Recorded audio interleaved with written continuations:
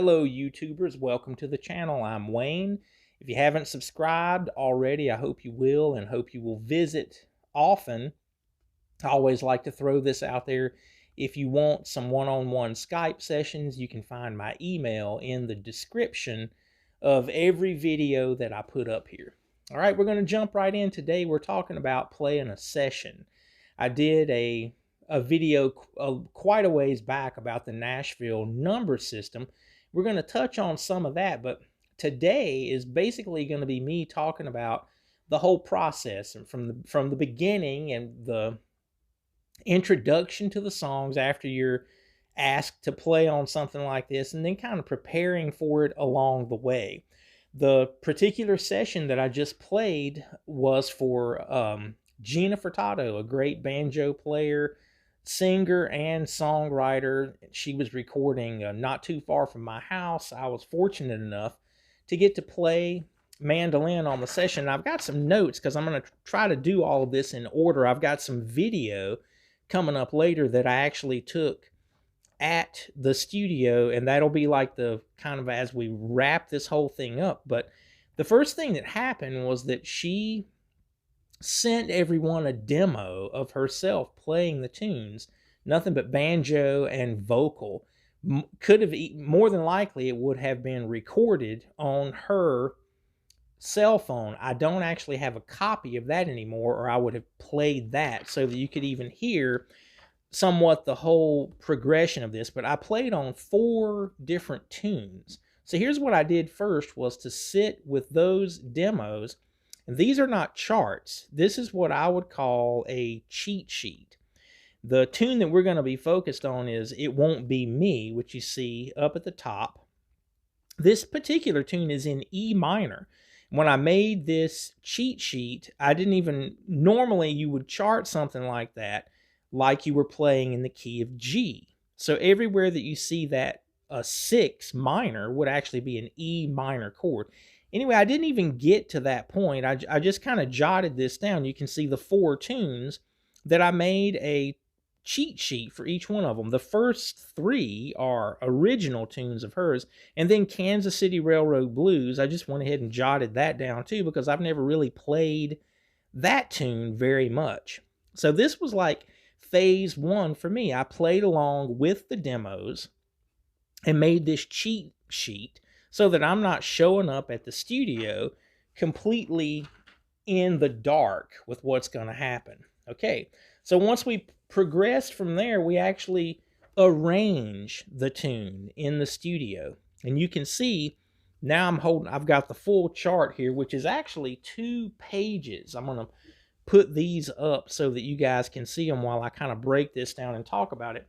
What we're seeing for that intro, where it says unison, and then I wrote those notes down. This is in the arrangement we all play that phrase together. It actually happens here and at the end of the solo section, and again for the tag of the song. So if we follow through this chart, you can see we've got verse 1, but the second verse, you see where it says Mando out beside of it. That means I'm playing the backup on that section of on that particular verse in the tune. The mandolin is playing the backup. Then we have the chorus with the banjo backup, and then another section for banjo that's part of the instrumental section. Then where you see fiddle, guitar, mandolin, and banjo. We're going to focus right now on the mandolin section of this tune. And you can see how I have it charted. This would be like if we're playing in E minor, but the chart is wrote as if you were playing in the key of G. So you have the 6 minor chord, which is an E minor, then the 2 minor, which is an A minor, then a 5 chord, which is a D, then the 1, there's your G. The 3 is major. Then 6 minor, again, 2 minor, 3, which is your B major chord, then back to the 6 minor. That's the progression that the mandolin solo plays over. And by this point in the tune, I'm not going to play the song because this record at the time of me making this video has not even been mixed yet. It hasn't been released. But As we listen to this section, I'm going to locate the practice. This would just be recorded on my cell phone, everybody standing in a circle when we rehearsed. This was actually done maybe 2 or 3 weeks prior to the actual recording session. So you'll get to hear the section of me playing over that. And by this point in the tune, it's very improvisational. It's the fiddle and the guitar breaks have already happened. So everybody's kind of going for it at this point. And this is a really cool gypsy sounding tune.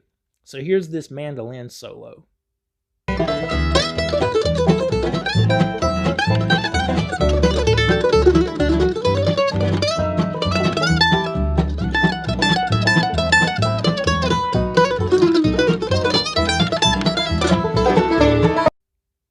All right, as that was played in the demo session, everything about this is still coming together.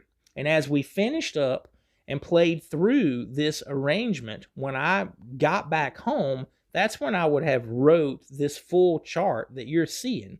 This would not have existed until after that arrangement had been put together, which probably took an hour to an hour and a half with everybody collectively putting their thoughts together. We came up with that arrangement. So now, like I said, I've got some video clips of what actually happened in the studio. The first clip that I'm going to show, what you're seeing here is me overdub the solo while the track is playing in the headphones. And I had Gina to actually take this video while I was doing the overdub. So what you're going to hear is me playing over that section of the chart as the solo of the tune. I'll be playing rhythm leading into it and then going into the solo. So let's check this out where I'm overdubbing the break.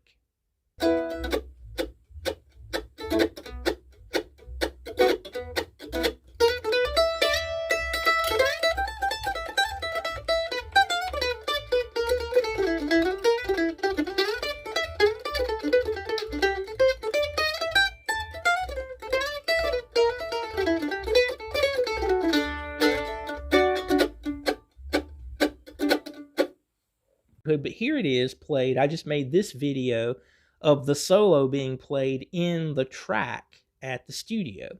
So let's check this out.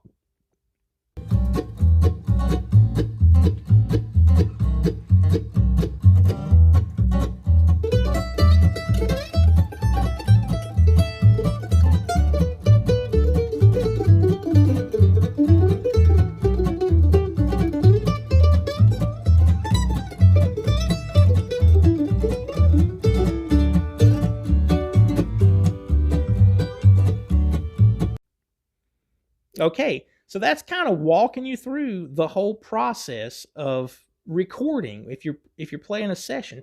But this same exact thing that we're doing could very easily be the way that you approach learning material with a band that you're playing in, or if you're trying to get ready for a fill-in gig. The cheat sheet thing that I had up first, we'll put that back up now. This same exact approach can work. I've done this a lot. If I'm filling in with somebody and I really don't know their tunes and I honestly don't have enough time to woodshed the way that you're supposed to learn all of it, if I can make a cheat sheet like this and just have it on the stage with me, it can help in that setting as well. So to prepare yourself for something like this and to get these skills kind of under your belt, you could take a body of material and just pretend like this was going on, because it's going to make you a better player. Experiences like this that put a little more pressure on you to learn, it's important to have time-sensitive things that we're doing with our playing. I knew that I had to go play this session a certain day, so I want to be ready for that. I don't want to show up not knowing the tune or being familiar with it. And listen to the lyrics. The first thing that I did with all of these songs is listen to the story and to what they're about, to try to develop a sensibility to what the music is really about, because it's not these numbers or letters or these charts. That isn't the end goal. I'm using all of this. These are devices to help me end up in that place that I really feel like I was able to contribute something that fits the song. And it's way bigger than just being able to play through these charts.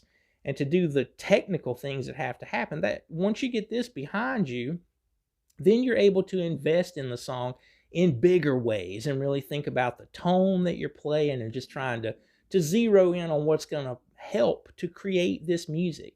So hopefully this kind of walking you through this whole process can be eye-opening, not only for playing a session on mandolin, but to prepare for a fill-in gig or even for material that you intend to do with a band that you're a full-time part of. Take it through this process and get to know the music this way. The charts, all of this stuff can be used in a number of different ways, not just for a studio musician. This can be useful to many different people. All right, I hope this video helps. I hope you've enjoyed kind of seeing the journey of playing a session on mandolin.